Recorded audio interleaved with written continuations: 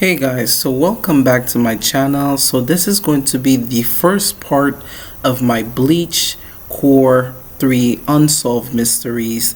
Now, I wanted to bring this to you guys to the attention of the expansion world of the Bleach lore. There's something very unsettling that I figured out after going back. I had to rewatch the entire Core 3. And I think they did such an amazing job captivating all three worlds while it was basically shattering apart as the Soul King basically dissolved away and as Yhwach has taken over his position. Now, the Hell Gates, which we reverently talked about, I know that Kubo is cooking up something amazing for Core 4, which I will talk about by the end of this video. And this is going to be a three-part video, so be ready. So as you guys know, the Soul King, the origin, we got a bit more of this from the very start of the core and how it expand.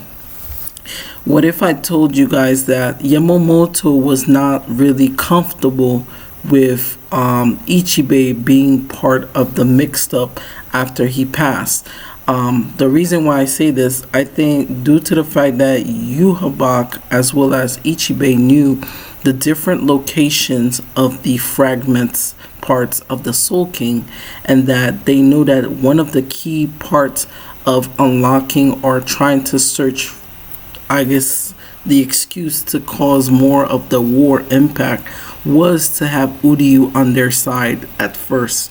Now, moving a flash forward from now till now, looking at the core from a larger standpoint, we got to see that Uryu is the only standing Stern Ritter, and that by the end of Core 4, and once they announced Core 4 and the expansion adaptation that it's going to get, because from what we know, it's going to have at least close to 80% of new content. We know that Uryu has a direct connection to Mimihagi. The reason why I say this is, if the Soul King could predict everything, knowing what's going to happen to himself, he could also predict that he could either flashpoint his body or some of his abilities to some of his extended, I would say, limbs. So when Pernada Parkinjas was on Tangent, which is Pernida almost looked like a ghost until it was part of Ichibe. Pernida's second ability was to seal the Almighty's eyes. That was the meeting that Yhwach had with his original Stern Ritters, that he had the original royal guards for Yhwach. We got more of that expansion from my previous video, in that those skulls that were climbing close to Yhwach was his original royal guards, and that if Yhwach or the Soul King, since they're now basically it's canon that Yhwach is literally the Soul King's son, and that some of his fragments you cannot pass or see through his other limbs, due to the fact that the Soul King himself has a stronger version of the Almighty. So we could conclude that in order for the Soul King to transfer some of his abilities, even though that all of his parts are scattered everywhere, is that he must have a sum of a medium. Now, one of the mediums that he has is Ichibe Yosobe, and that everything that the Soul King wants or say goes through Yhwach counterpart, which is Ichibe. Now, Ichibe is the owner or the wielder of his Zanpakuto that's able to create anything. That's what we have learned. And Mimihagi, as well as Pernida Panjas, which is revealed to be the left hand of the Soul King, which were becoming more tangible or more real. Now, we know from what I said in my previous video that Pernida was the cause of the new evolution of the Volt Standish, and that Mimihagi was basically the one that was basically causing the stillness. But prior to the disadvantage that both abilities of the Soul King hands have, was basically the consumption part.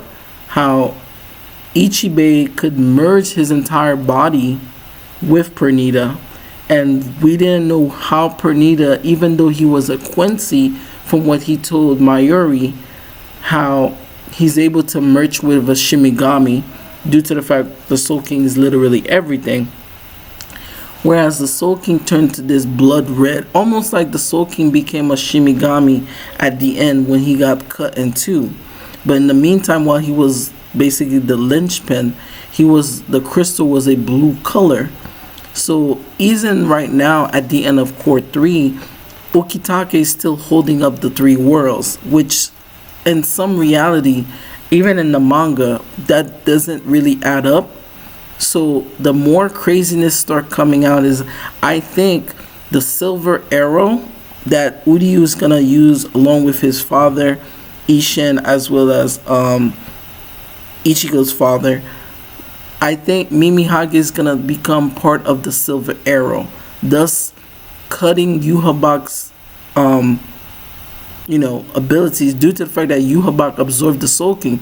So technically, as strong as Yhwach is at the moment, he also has now a major weak point, because now that he absorbed his father, he still holds a part of the ability of him being part weak, due to the fact that he has parts of his father.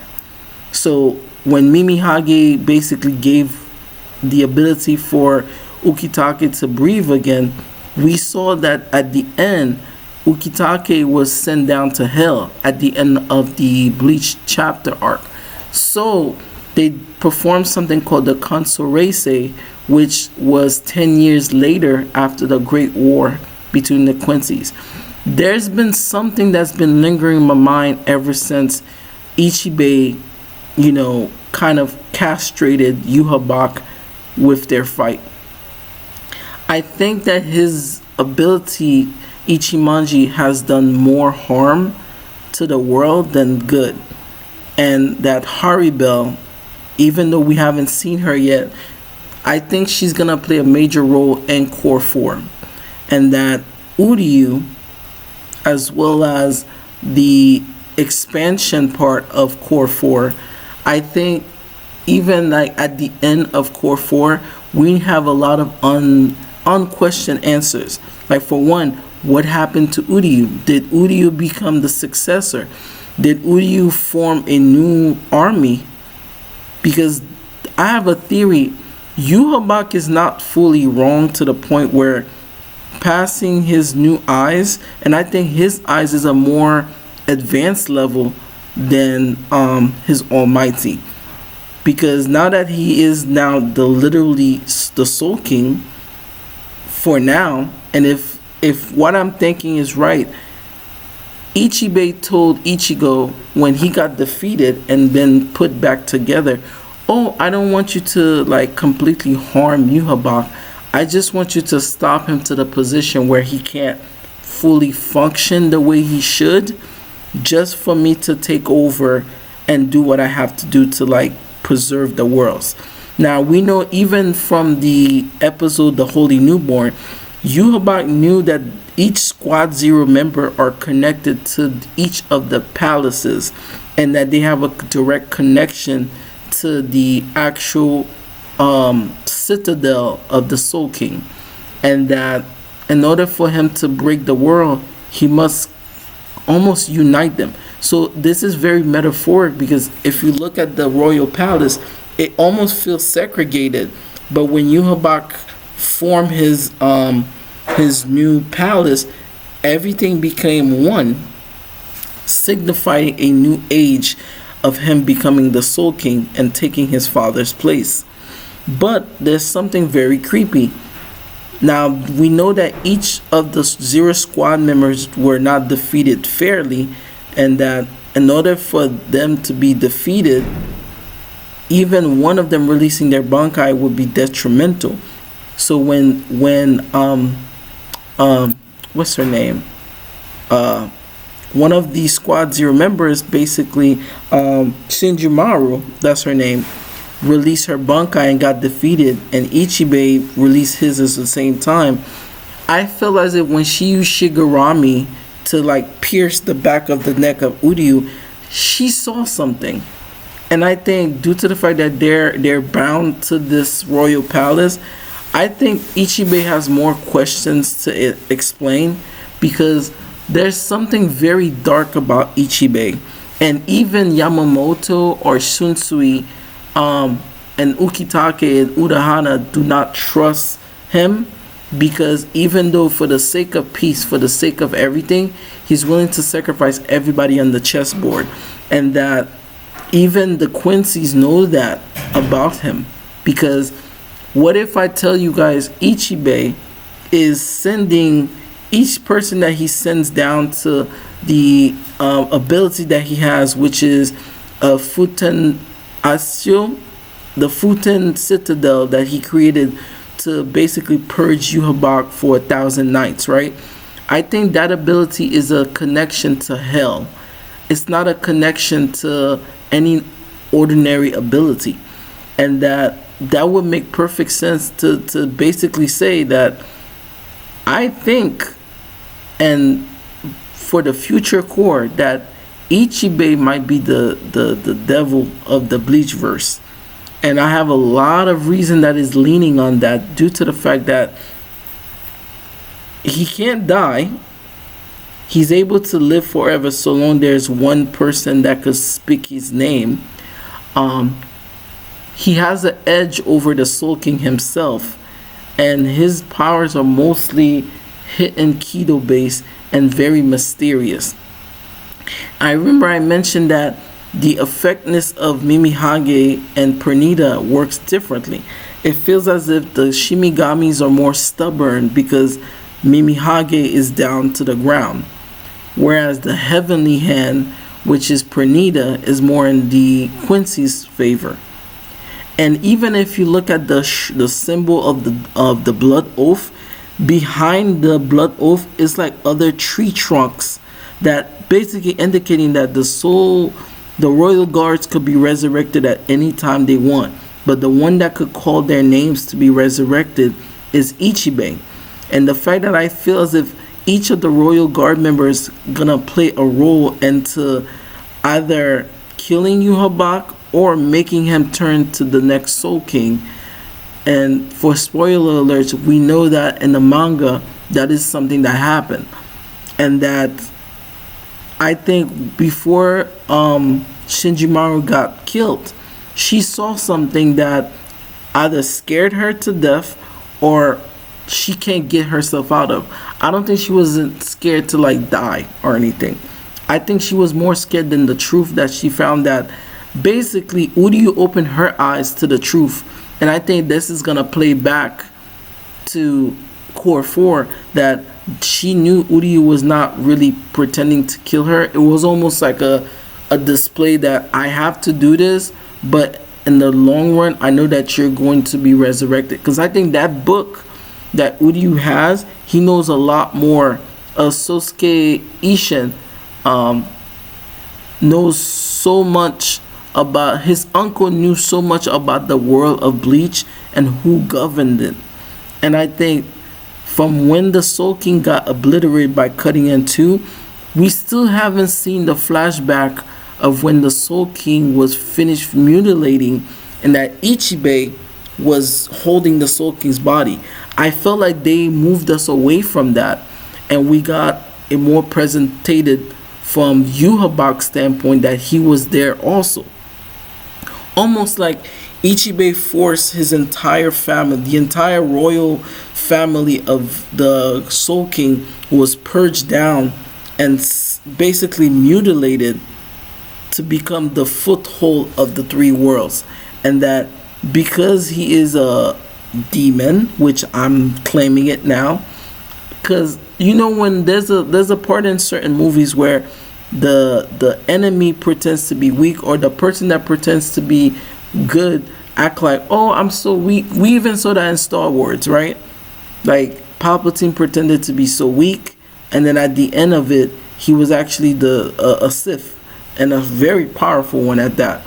So when we look at the abilities what the Soul King could do, and at the same time that Yuhabak was literally trying to create the whole world, which he succeeded by becoming the footstep hole of the royal palace. Where was Ichibe? This is a question that I think I even questioned even in the previous video. Where did Ichibe go when Yuhabak created a whole new world on top of the royal palace? Where did Ichibe go? And where did the bodies of the royal guards go? Like, everything feels very sketchy. And the fact that he got brought back, and it's like this darkness that was leaking out to put him back together, I think Ichibe has a direct connection to hell than you think. And that Uryu, at the end of the Bleach Core 4, I think is going to reveal that Uryu's foresaw something that's even worse than Yuhabak. And I think Ichibe has something to do with it. And I think we didn't get no conclusion of where did Uryu go. And we knew that some of the Bambis went to Earth to basically live out their regular life. Did Uryu gain another ability where he could create other Quincy's or find other like-minded Quincy's from his original days of his uncle? Because we know the Stone Raiders that are now are different from the original Quincy's, and that Uryu is part of the original generation type of Quincy's. There's a lot of questions that are being thrown at us that we did not see, and a lot of unsolved ones too, because it seems like when Yuhabak created the war world, it's like Ichibe just took something and left. Because when he said, oh yeah, you mortals cannot defeat Yuhabak, but that's what peace is about. Isn't that right, Yuhabak? I have a very eerie feeling about Ichibe. And even the two captains that are now sent to hell have a dark feeling that the real evil is about to make his move. And that even though the royal guards pretend to be good, and I think that would make a cool plot twist that the royal guards that are for the Shinigamis are actually evil, and that they're gonna have to fight them because the captains from the old generation were sent down to hell due to the influence of Ichibe. That would make the biggest plot twist that we ever seen. So let me know what you guys think. Like and subscribe to the channel, and I'll see you guys for part 2 and 3 later, guys. Shout out for you, more Bleach.